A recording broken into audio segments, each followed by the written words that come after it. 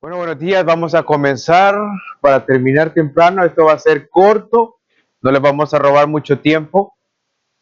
Vamos a hablar sobre lo que es, bueno, darles un contexto. Ya la mayoría de ustedes han estado en algunas reuniones que hemos tenido previamente. Como hospital, como infectólogo desde hace varios años acá, se ha tratado de correr lo que es el comité de infecciones asociadas a la atención en salud, es decir, tener una epidemiología local en cuanto a la incidencia de infecciones de sitio quirúrgico y neumonías asociadas a ventilador mecánico, entre otras cosas. Son el comité o el CIAS, que es el Comité de Infecciones Asociadas a la Atención en Salud, es una rama en nuestro país que se desliga de lo que es la epidemiología. En otros países, bueno, en el resto de los países, a excepción del nuestro, el Comité de Infecciones va abajo de lo que es dirección, ¿sí?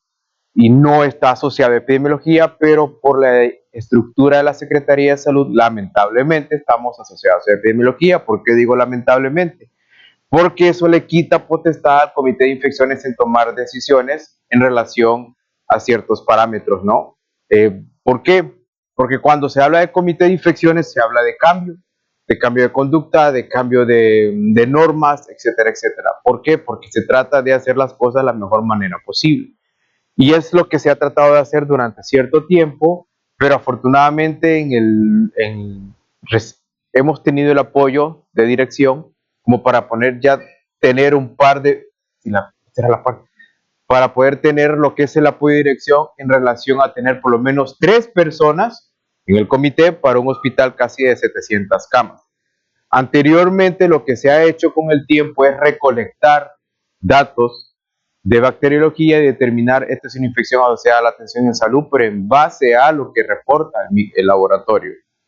Y eso no es así, porque lo que se ha estado haciendo lamentablemente durante todo este tiempo son una vigilancia pasiva y no una vigilancia activa. La vigilancia activa es ver si realmente cumple criterios de una infección asociada a la atención en salud, sí o no, porque como les he mencionado, en la mayoría de los reportes de bacteriología, los cuales son positivos, estos son colonizaciones y tratamos colonizaciones, ¿sí? Por lo tanto, es lo que hemos estado haciendo y les vamos a mostrar algunos de los datos que hemos logrado recopilar por X o Y razón, que en su momento se los vamos a ir a estar haciendo en próximas reuniones, de que hemos tenido resistencia en el cambio, bastante, pero eso es algo que se espera y eso es algo normal, porque cambiar una conducta de 30 años, pues no es fácil de la noche a la mañana, esto lleva un proceso y los resultados se ven entre cerca de 1, incluso 5 años, ¿sí? Latinoamérica es un país, bueno, no es un país, es una región, perdón, que no está, nosotros no estamos alejados de lo que son el resto de los países de Latinoamérica.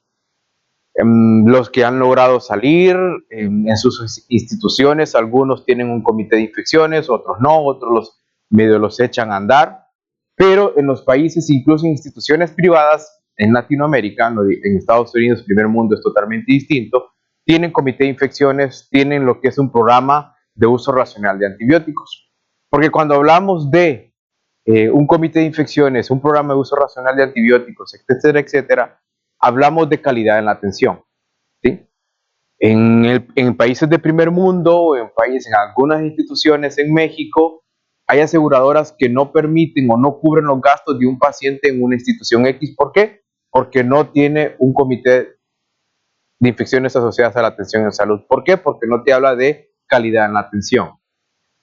No sabemos cuál es el riesgo de infección de sitio quirúrgico y si se va a otra institución donde la tasa de infección de sitio quirúrgico es alta, pues eventualmente el seguro no lo va a correr, no lo va a cubrir. ¿Por qué? Porque tiene alto riesgo de que eso lo pague el seguro. ¿Ok? La Organización Mundial de la Salud desde hace mucho tiempo, casi más de 20 años, desde los 90, está tratando de que todas las instituciones tengan un comité de infecciones asociadas a la atención en salud y que éste se eche a andar. Como se los comenté previamente, epidemiología lo que hacía era un reporte. La tasa de infecciones de neumonía era tanto, la tasa de infecciones de infección de sitio quirúrgico era tanto, pero en base a los reportes de positividad de un cultivo. Muchas veces hay una infección de herida quirúrgica que no necesariamente tiene que tener un cultivo positivo, pero uno ve que clínicamente el paciente tiene una infección. Y por lo tanto se ha estado tratando de echar a andar en este comité en nuestras instituciones. Creo que en Honduras no hay otro hospital que esté echando a andar esto, no lo hay. Lo que sí se trata es de que se trate de que se corra el programa, pero para eso se ocupa gente que esté entrenada, gente que se dedique exclusivamente a esto. Y en el comité de infecciones está el ingeniero, ¿sí? Está lo que es Camilo, está la doctora Gabriela, que no está en este momento, y está mi persona. Y tenemos el apoyo de los infectólogos de adultos, pero eso somos lo que somos para toda la institución. Y ahí vamos echando el andar, ¿no? Entonces el comité está por infectología, está formado por dirección, microbiología, enfermería, epidemiología y médicos asistentes. El comité de infecciones, en primer lugar, está dirección. Sí, ese es el coordinador o el jefe, el director de la institución. En segundo lugar, viene la persona que está a cargo del comité de infecciones, que puede ser un infectólogo, puede ser una enfermera, puede ser un médico general, puede ser un médico especialista, siempre y cuando esta persona tenga una formación o un entrenamiento en prevención de infecciones. Porque la prevención de infecciones no solamente es saber cómo se previene, etcétera, etcétera, sino que tiene que recibir un diplomado o un curso para tener un conocimiento previo para esto. Y luego vienen las distintas ramas, por eso es que siempre se involucran a todos los servicios, porque cada servicio tiene que comunicar y tiene que hacer énfasis en el cumplimiento de las normativas del Comité de Infecciones, ¿sí? Y luego tenemos lo que es el PROA, que es el Programa de Optimización de Uso de Antimicrobianos, que eso, aparte del Comité de Infecciones, es otro subcomité, ¿sí? Que nosotros nos toca hacer lo mismo prácticamente, nos toca, pero este es el uso racional de antibióticos, y para hacer un uso racional de antibióticos también hay que hacer guías. Y ahí, ¿cómo comenzamos? Bueno, ya les vamos a hablar que comenzamos con lo que es la profilaxis quirúrgica, ¿sí? Que ahí donde comenzamos a hacer un uso racional de antibióticos e ir haciendo normativas o guías para el manejo de algunas infecciones comunes en nuestra institución, y de esta manera hacer un uso racional de esto, ¿sí? Ustedes van a algún servicio quirúrgico, ¿sí? Ustedes la mayoría saben cuál es, van a revisar el estado de antibióticos o de medicamentos, perdón. Hay algunos servicios que tienen hasta 5 antibióticos, ¿sí? Y nadie sabe por qué los tiene, simplemente están indicados. Creo que la última fue que un paciente tenía cefazolina, ceftriaxona, oxacilina, clindamicina, amicacina. Esos 5 antibióticos tenía, ¿sí? Y las órdenes médicas decían resto igual, resto igual, resto igual, resto igual, resto igual. Pero al ver lo que es la hoja de enfermería, el paciente tenía esta cantidad de antibióticos. ¿Quién controla eso? ¿Cómo se controla? Y no lo hay, pero eso se está tratando de hacer y restringir eso desde farmacia, tener una liberación de antibióticos de una forma mucho más controlada. ¿En qué repercute el uso irracional de antibióticos? En resistencia antimicrobiana, y lo que tenemos desde hace 2 años, un brote de Clostridium difficile. Bueno, ahora se le conoce como Clostridioides difficile. Ok, esto es lo que vigilamos: infecciones asociadas a la atención en salud, neumonía bacteriana, las neumonías virales, infección de sitio quirúrgico, flebitis, entre otras cosas, ¿sí? Esto fue un estudio de prevalencia puntual de 5 hospitales en América Latina del uso de antibióticos, y más del 50% o casi el 50% un paciente tiene un antibiótico o más antibióticos. Esté bien indicado o no esté bien indicado, más del 50% de un paciente que está hospitalizado tiene un antibiótico. Y la mayoría de la principal prescripción de un antibiótico es por si acaso, o por si esto o por lo otro. En pediatría nos pasa: el paciente se intubó, tiene ceftriaxona, ¿por qué? Por si acaso, ¿sí? Pero eso no debe ser así, porque lo único que hacemos al poner un antibiótico en por si acaso es generar estrés a la flora bacteriana de ese paciente y generar resistencia. Y lamentablemente ese por si acaso en esta institución como tal, realmente la ceftriaxona no tiene ninguna utilidad. ¿Por qué? Por la flora propia, que la vamos a ver más adelante, que no lo cubre, lamentablemente, desafortunadamente. Estos son algunos de los datos o de los logros que podemos decir que hemos tenido, que ha sido un poco difícil, pero afortunadamente hemos tenido buenos resultados. En el año 2023, en enero, febrero, marzo, abril, se hizo un estudio prospectivo de 3 meses de 89 casos en relación a la tasa de infección de sitio quirúrgico. Esto sin hacer una intervención. Esto es simple y sencillamente ver cuál era la tasa de infección de sitio quirúrgico. 89 pacientes, tanto ambulatorios como pacientes de emergencia. El 15.5% de pacientes hospitalizados la tasa de infección de sitio quirúrgico fue de un 23.5% para 89 pacientes. ¿Sí? Es bastante alta. Los estándares internacionales estipulan que debe ser de un 5%. ¿Sí? La norma latinoamericana o el promedio en Latinoamérica anda en un 10%. Nosotros tenemos un honroso 23.5% y solo son 89 pacientes. Extrapolen a 500 cirugías, 300 cirugías, ¿sí? De estos 23.5 pacientes, el 15.5 porcentajes son de pacientes que los detectamos hospitalizados, es decir, en los primeros 30 días post evento quirúrgico, y casi el 8% de seguimiento en casa. Cuando hablamos de una infección de sitio quirúrgico, ¿es temprana o tardía?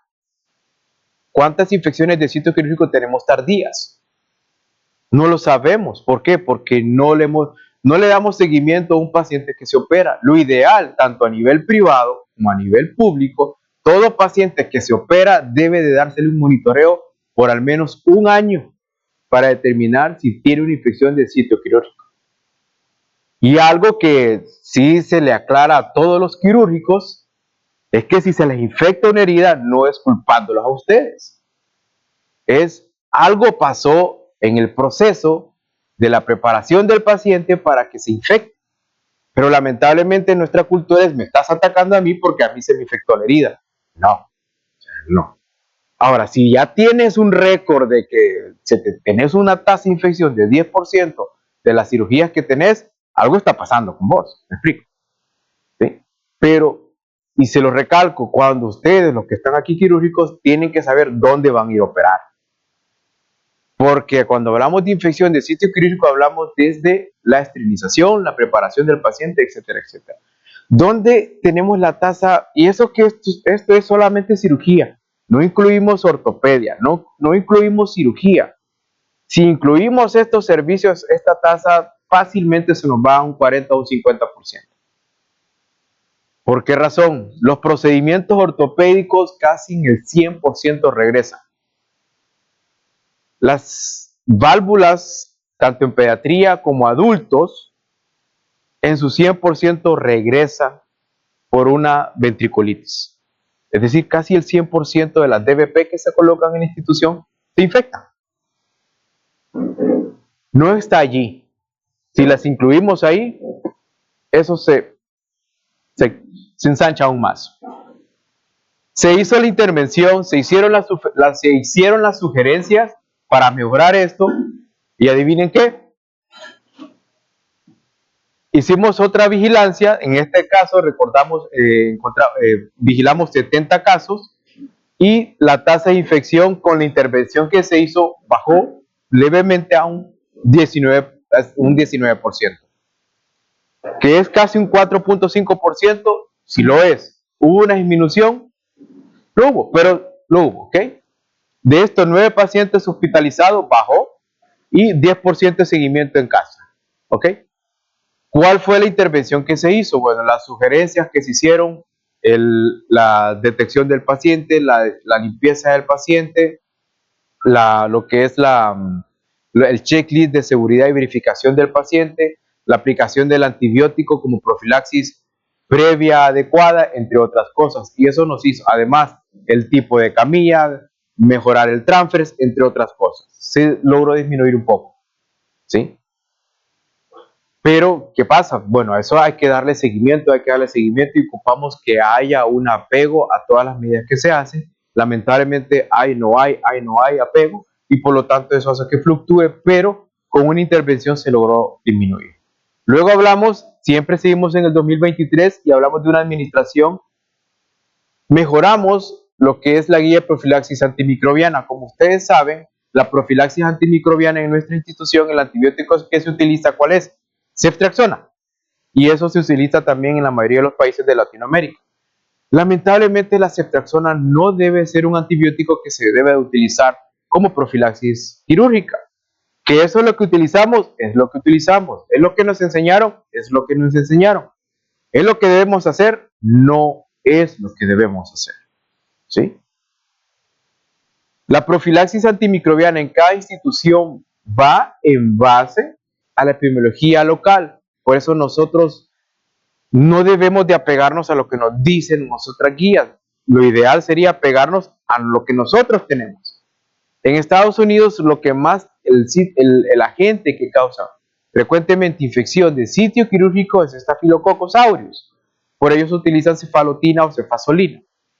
Y si profundizamos en la profilaxis antimicrobiana de otras instituciones, algunos utilizan cefazolina, otros utilizan cefalotina, otros utilizan gentamicina, otras amicacina. Y según el tipo de área que vayan a operar, incluso hasta ertapenem. ¿De qué depende de esto? De la epidemiología, del sitio que van a intervenir o que van a manipular. De eso depende. Y de la epidemiología local. El otro problema, aparte del antibiótico, es el tiempo de aplicación del medicamento. El paciente se va a operar a las 7 de la mañana, la profilaxis inicia en la noche.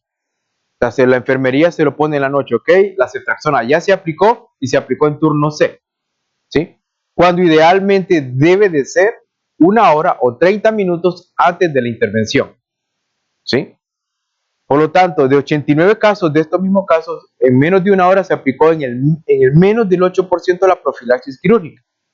Lejos que esta fuese la correcta, el tiempo, el correcto, solo fue de un 8%. ¿Sí? ¿Por qué se debe aplicar menos de 1 hora? Por la vida media del antibiótico. Si usted se lo aplica en la noche cuando el paciente ya es intervenido, la vida media del antibiótico ya no está en el torrente sanguíneo, ya no previene la infección del sitio quirúrgico. ¿Sí? Miren, menos del 8% se aplicaba 1 hora antes. ¿Quién lo debe de aplicar? ¿Quién es la norma que lo debe aplicar? En quirófano, el anestesiólogo o el residente de anestesia. ¿Ha habido resistencia por eso? Eso ha sido tremendo. Tremendo. ¿Sí? Que la gente quiera, que se pone los moños con X o Y, que no vamos a profundizar en eso, pero no sé por qué existe un miedo a poner un antibiótico. Hay residentes de aquí de anestesio. Pues lástima que no está, porque, a ver, si te hace una reacción anafiláctica, ¿quién es el más cabrón para intubar? Ellos. Si intuba, se le pone un antihistamínico, un esteroide y se le va la reacción anafiláctica. Pero ese es una de las principales razones por las cuales les da miedo poner cefalotina.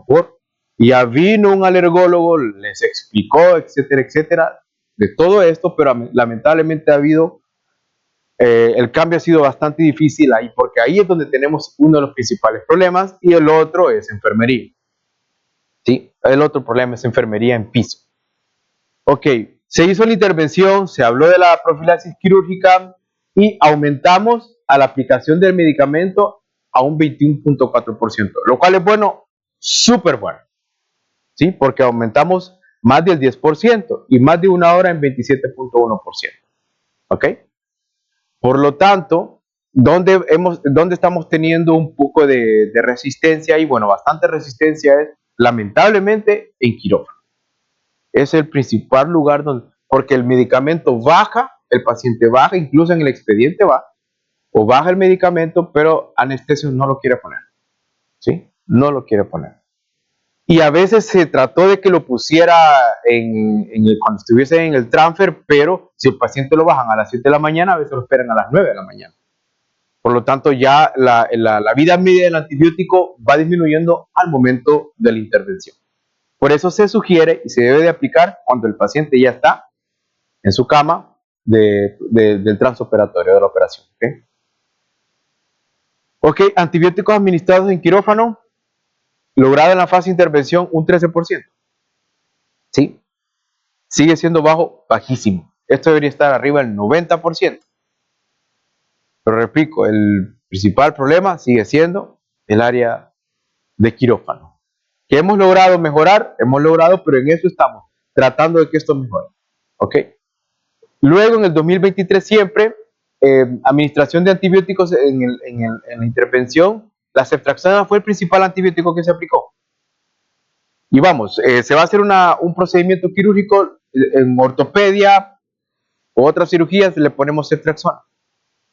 Pero no sé por qué le ponemos ceftriaxona, no lo logro entender. Pensando en piel, ceftriaxona no cubre Staphylococcus aureus.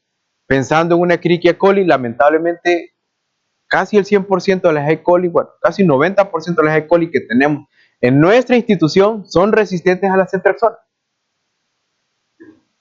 ¿Sí? Por lo tanto, no, ténganlo claro, que si ponemos ceftriaxona como profilaxis quirúrgica a una paciente, no le estamos aplicando ninguna terapia profiláctica efectiva para prevenir la infección del sitio quirúrgico.